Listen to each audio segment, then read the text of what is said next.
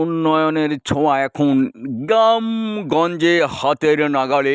এই সেই দুর্লভপুর নলডাঙ্গা নাটোর দুর্লভপুর যশোইতলা ব্রিজ হইতে ঈদগাহ মাঠ এর মাঝখানে 680 ফিট রাস্তার কাজ পাকাকরণ 15 দিন আগেই যেটি উদ্বোধন করা হয়েছে সেই ভিডিওটি আমি ছেড়েছি, কিন্তু 15 দিন পরে এত দ্রুত কাজ হবে এটা কিন্তু অকল্পনীয়।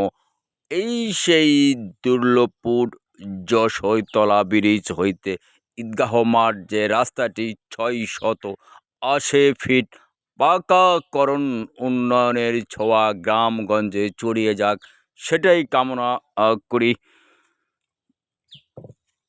এই সেই নাককাঠি ব্রিজ বলা হয় এটাকে। কেন নাককাঠি নাম বলা হলো এটা কিন্তু মাটি খোঁড়ার সময় একটি মূর্তি পাওয়া গিয়েছিল, কোদালের কোপে নাক কেটে গিয়েছিল, যার কারণে নাককাঠি পুকুর নামকরণ করা হয়েছে। এই সেই নাককাঠি, এই সেই যশোইতলা ব্রিজ হইতে 680 ফিট রাস্তা পাকাকরণ আর মাত্র 2 দিন, তাহলেই কিন্তু সমাপ্তির পথে।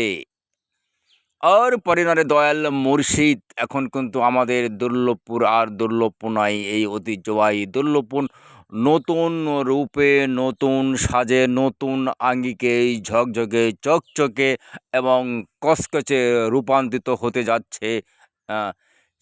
সেই আমাদের সেই হুইপ জনাব রুহুল কুদ্দুস তালুকদার দুলু ভাইকে জানাই সুস্বাগতম।